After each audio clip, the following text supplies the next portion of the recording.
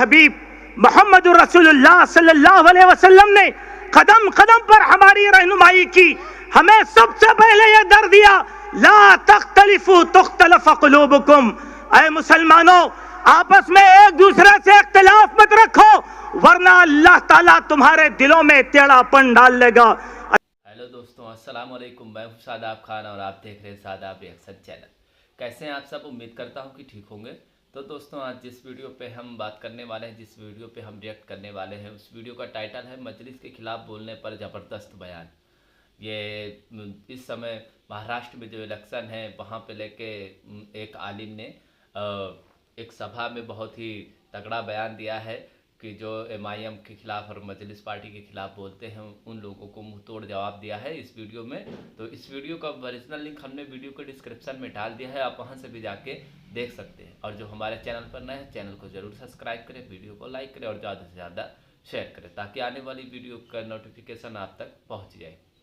تو چلیے دیکھتے ہیں کہ اس ویڈیو میں حضرت نے کیا کہا ہے اور اس کیسا بیان انہوں نے دیا ہے اور کیا دیا ہے، جو کہ بہت ہی زیادہ وائرل ہو رہا ہے اس سمے. بہت ہی زیادہ لوگوں تک یہ فیمس ہو گیا ہے، بہت زیادہ پہنچ گیا ہے. تو چلیے ویڈیو کو شروع کرتے ہیں اور دیکھتے ہیں.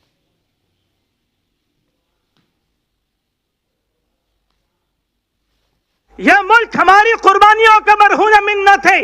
وہی قربانی کو مختصر طور پر میں آپ کے سامنے رکھنا چاہتا ہوں کیونکہ آج بعض ایسے لوگوں کو ہماری صفوں کے اندر چھوڑا گیا جو اس وقت ہمارے ہوتے ہوئے فکر اور دانش رکھتے ہوئے ان لوگوں نے ایسے لوگوں کی تائید کا اعلان کیا سیکولرزم کے نام پر یا ووٹوں کی تقسیم کے نام پر، جن لوگوں نے کل تک ہماری املاک کو تباہ کیا اور ہمارے گھروں کو نظر آتش کیا، ہماری عزتیں پامال کی. اور کہا جاتا ہے کہ آج بھی عقل مندی کا تقاضا ہے کہ ہم ایسے ہی لوگوں کو اوڑ دیں. کیا ان کی بات کو ہم مانیں گے؟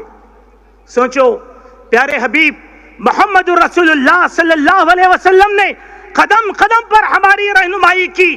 ہمیں سب سے پہلے یہ در دیا لا تختلفوا تختلف قلوبکم.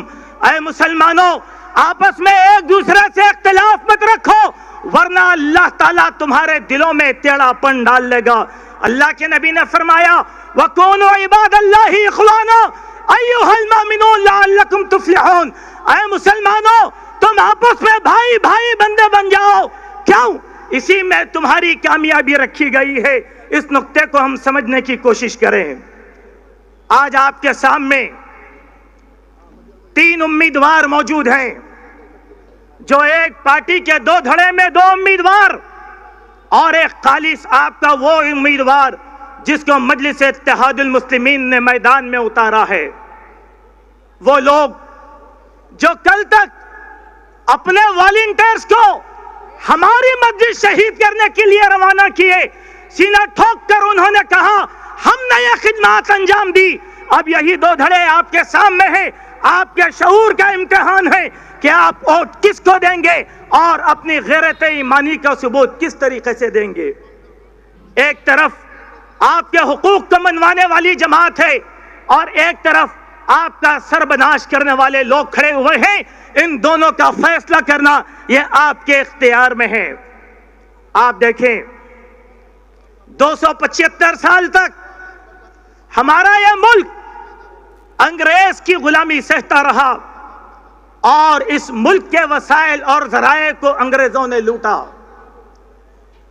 سب سے پہلی قربانی کس نے دی تھی؟ کون دیا تھا؟ اور انگریز کے خلاف وہ کون لوگ تھے جو سینہ سپر ہو کر کھڑے ہوئے تھے؟ سب سے پہلا طبقہ جن لوگوں کا تھا وہ ہمارے علماء اسلام کا تھا. علماء ربانی جو ان مدارس کے نگہبان تھے. انہی مدارس سے فارغ ہونے والے طلبہ جو میدان میں آئے اور انہوں نے انگریز کے خلاف اس جہاد کا نعرہ بلند کیا جس جہاد کو آج میڈیا نے دہشت گردی کا نام دے کر رکھا ہے. پہلے عالم دین سید شاہ عبدالعزیز محدث رحمت اللہ علیہ، جو شاہ ولی اللہ محدث کے بڑے بیٹے تھے، انہوں نے یہ دیکھا کہ نواز سراج الدولہ کی حکومت بنگال سے ختم ہو چکی، مغلیہ سلطنت کا خاتمہ ہو چکا، जुनूब हिंदुस्तान की सल्तनत खुदादाद खत्म की जा चुकी है। अब मुसलमानों का कुछ बाकी नहीं रहा। शाह अब्दुल अजीज ने एक फतवा दिया, उस फतवे का तज़किरा मैं आपके सामने करना चाहता हूं। और यह फतवा 18वीं सदी के आगाज में गालिबन 1802 में उन्होंने दिया था कि अब हिंदुस्तान दारुल हर्ब बन चुका है, इसमें मुसल्ला जिहाद की जरूरत है। ऐ मीडिया वालों, यह वही जिहाद का फतवा था जो अंग्रेज के खिलाफ दिया गया, जिसको आज तुम मदारिस के खिलाफ इस्तेमाल करते हो। वो मदारिस जो कभी हमारे मुल्क की निगहबानी किए थे। और डॉक्टर ताराचंद ने अपनी किताब के अंदर लिखा, यह कोई मुसलमान तारीखदान नहीं था, बल्कि गैर मुस्लिम तारीखदान अपनी किताब के अंदर लिखता है कि हिंदुस्तान की आजादी के लिए मुसलमानों की जमात ने अपने 5 लाख लोगों की कुर्बानी दी, तब जाकर यह मुल्क अंग्रेज की गुलामी से आजाद हुआ। यही मुअर्रिख अपनी किताब में लिखता है। और एक मुअर्रिख सर W.W. हंटर अपनी किताब में कहता है कि इस मुल्क की आजादी की खातिर 1.5 लाख उलमाए किराम को अंग्रेजों ने फांसी दी।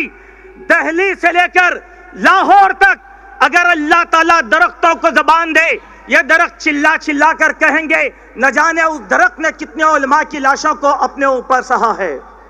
ये हमारे उलमा की कुर्बानी की वजह से ये मुल्क, और हमें इस मुल्क के अंदर ये नारा दिया जा रहा है, हिंदी हिंदू हिंदुस्तान, मुल्ला भागो पाकिस्तान।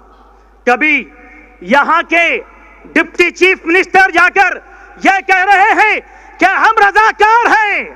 नहीं, हम वतन के मुजाहिद हैं, जिन्होंने अंग्रेज के खिलाफ मारे का बुलंद किया, कैदोबंद की सऊवतें बर्दाश्त की, काले पानी की सदा हम लोगों ने भुगती है।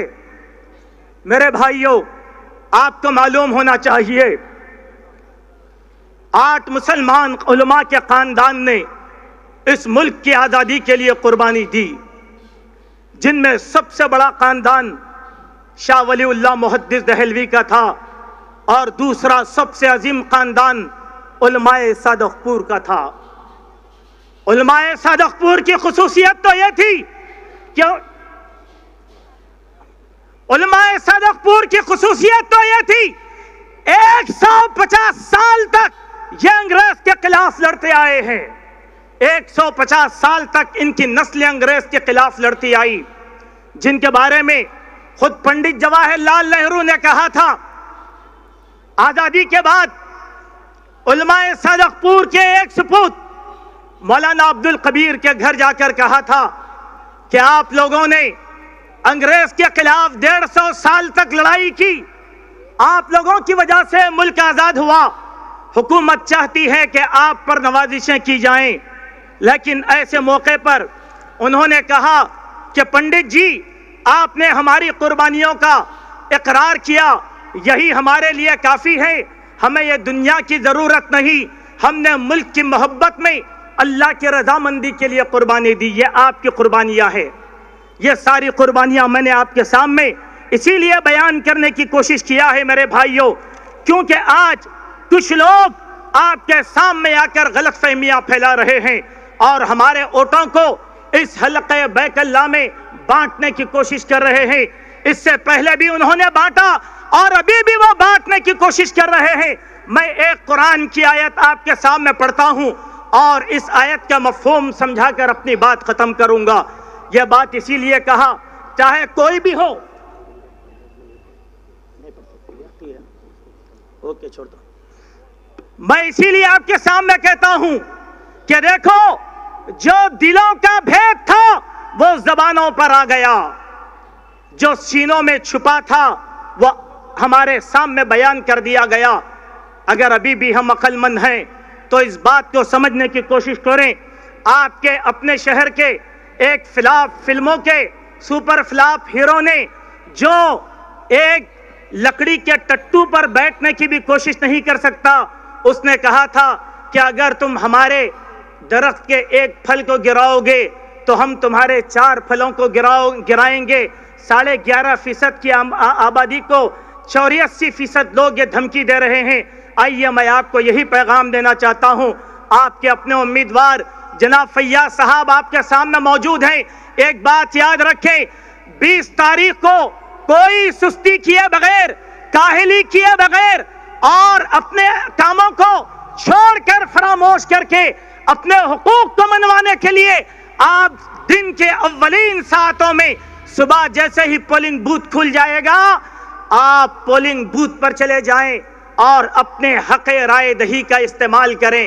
عورتوں کے ووٹ سب سے زیادہ اہمیت کے حامل ہیں. اول وقت میں وہ جائیں, قطار لگائیں, تھوڑی تکلیف برداشت کریں. یہ آنے والے 5 سال کی حفاظت کے لیے, آپ کے بچوں کے مستقبل کے لیے, آپ کے حقوق کو منوانے کے لیے آپ اولین ساعت میں جائیں اور اپنے ووٹ کو استعمال کریں.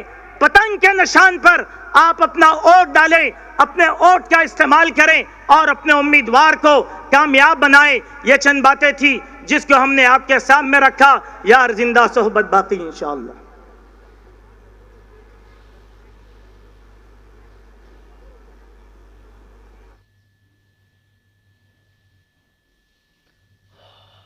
بہت ہی بڑھیا اور بہت ہی تگڑا جو ہے ان کا بھاشن دیا گیا, اور جس طرح سے مسلمانوں کے آزادی میں انہوں نے بتایا کہ کس طرح سے کتنے علماؤں نے قربانی دی, 1.5 لاکھ علماؤں نے, اور ایک فتوے پہ 5 لاکھ مسلمان شہید ہوئے.